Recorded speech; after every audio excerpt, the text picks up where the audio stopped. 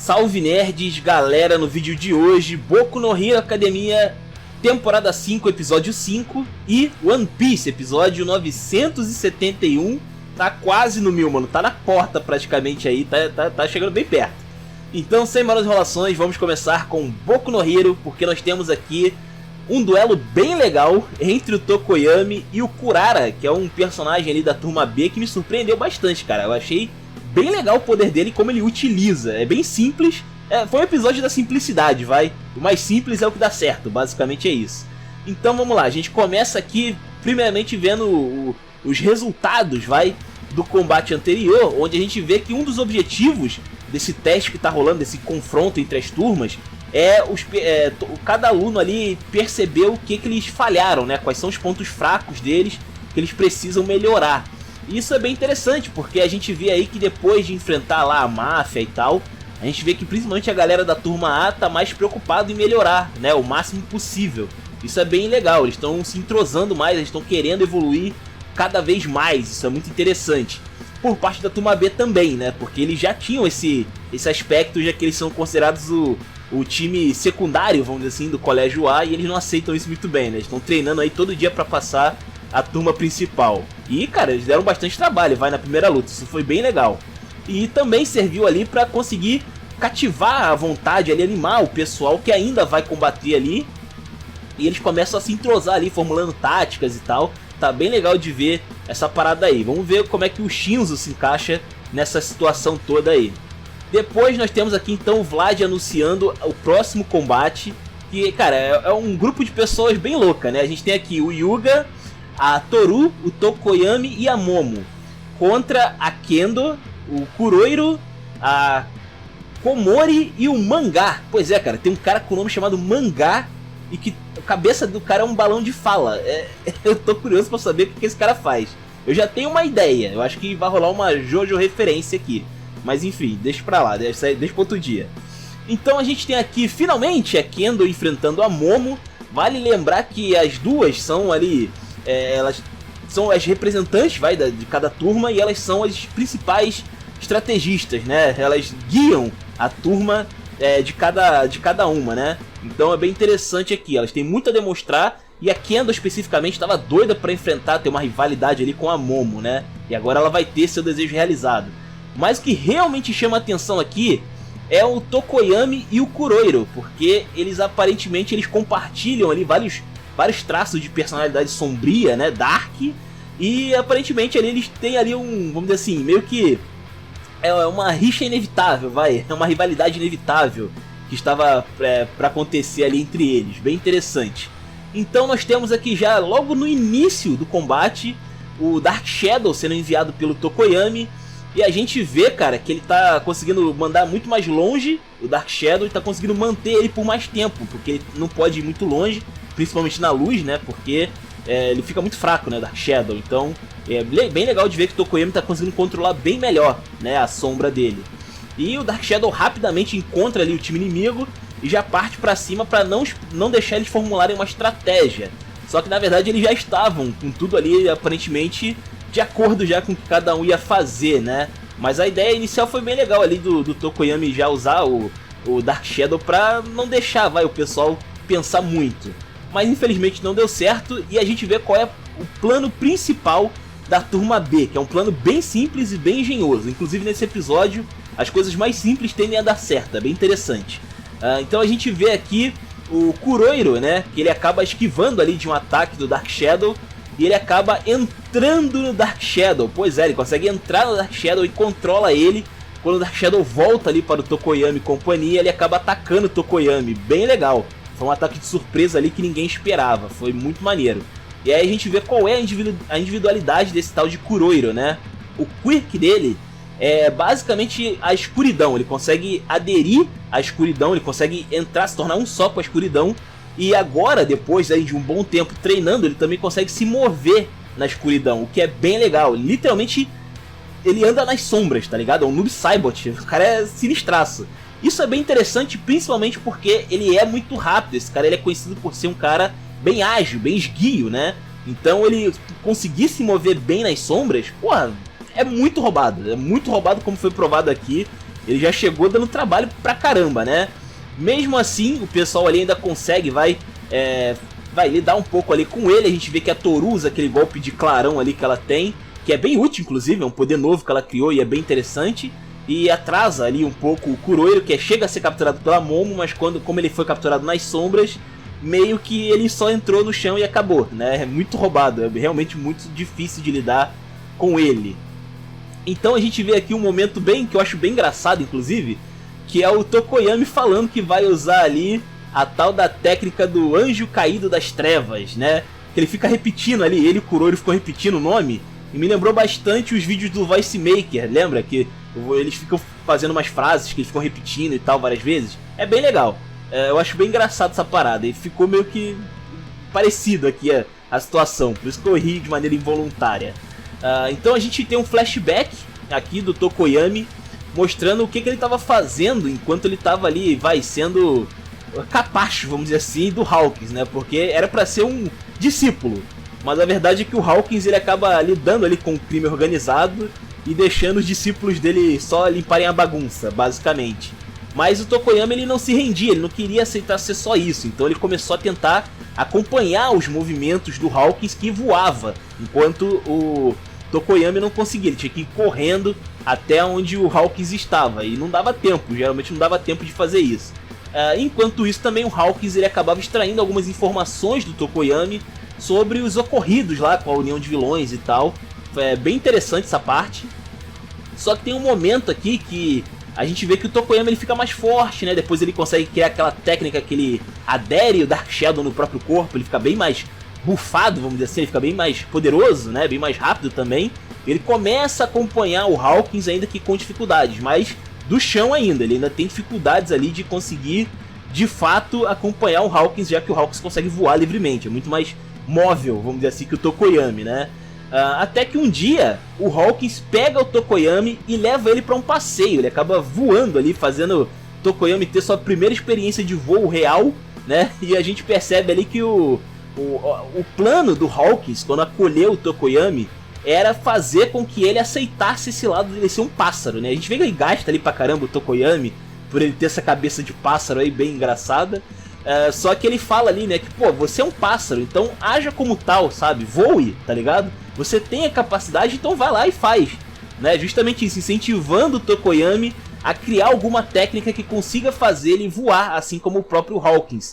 E a gente vê aqui o que acontece, porque o Kuroiro ele acaba sequestrando o Yuga, que era o plano principal, ele ficar basicamente indo no time inimigo e sequestrando eles, e ele se move muito rápido, ninguém teve tempo de agir, porque o cara simplesmente meteu a mão no Yuga e saiu levando. Foi igual o meliante levando carteira, foi muito rápido, bizarro. E acontece que ele, como é muito rápido, o pessoal não ia conseguir acompanhar ele. Só que o Tokoyami consegue, e ele consegue voar. Esse é o Anjo Caído das Trevas, a técnica que ele inventou ali junto com o Dark Shadow, que consiste em que o traje do Tokoyami tem uma capa, e essa capa serve como um abrigo para o Dark Shadow ficar ali atrás do Tokoyami, e nas sombras ele é um pouco mais forte, ele é bem mais forte na verdade, do que na luz. Então o Dark Shadow ele envolve, abraça ali, vamos dizer assim, o Tokoyami, e com a força que ele tem ali, já que ele está nas sombras, ele consegue levantar o Tokoyami. Lembrando que o Dark Shadow tá sempre voando, né? Na verdade ele meio que ele levita ou algo assim. Então ele consegue erguer o próprio Tokoyami, então ele pode sair voando por aí, tá ligado? É bem legal, é um jeito simples dele conseguir, chegar no mesmo resultado do Hawkins, ou algo parecido pelo menos. É uma gambiarra, vamos dizer assim, é uma gambiarra, mas funcionou muito bem. E é rápido bastante para acompanhar o Kuroiro e resgatar o Yuga. O Yuga agradece, né? Enfim, além disso ele faz um combo ali também com o Yuga bem legal, que o Yuga começa a disparar vários tiros ali luminosos pra frear um pouco ali o Kuroiro, né? Tirar ele das sombras. E é bem legal porque enquanto o Yuga tá disparando suas rajadas de energia, as luzes que deveriam atrapalhar o Dark Shadow não afetam ele, porque ele tá ali escondido embaixo da capinha. Bem legal, cara. É assim, simplicidade, sabe? Esse episódio mostrou que a simplicidade é uma das armas mais poderosas de alguns personagens. Foi bem legal. Principalmente aí o Kuroiro, eu achei bem legal essa ideia dele. Então acontece que o Kuroiro ele fica ali momentaneamente exposto, mas ele ainda é bem rápido, ele consegue esquivar ali da Momo e da Toru. Só que quando elas se aproximam para tentar capturar ele, começam a brotar ali um monte de cogumelos, né, do corpo delas. E a gente vê que esse é o plano B da Kendo, que envolve agora a Komori. E a gente não sabe exatamente o que são esses cogumelos, o que eles fazem de especial. Mas essa mina aí, ela, bom, é uma heroína, né? Então a gente imagina que ela seja aí, no mínimo, capaz de se dar bem, né, com esses cogumelos aí. Eu achei engraçado que ela me lembra um pouco a Uraraka. Não sei se é só eu que tenho essa ideia. Mas ela me lembra razoavelmente a Uraraka. Acho que é por causa do cabelo, sei lá. Não sei, mas é engraçado. Ela tem uma cara de sapeca muito engraçada também. E o episódio termina aí, né? Vamos ver o que acontece aí na continuação. E o quão chato pode ser essa mina aí a ponto de atrapalhar a Momo e a Toru. Eu já percebi que no caso da Toru, ela tem um probleminha ali, porque como a maior habilidade dela é ficar invisível até o momento, os cogumelos ficam brotando nela. Então meio que expõe ela, né? Ela não tem como se esconder praticamente. Aí complica um pouquinho, né? Realmente. Mas enfim, vamos deixar isso pra semana que vem. E agora falando sobre One Piece, episódio 971, tá quase chegando no 1000.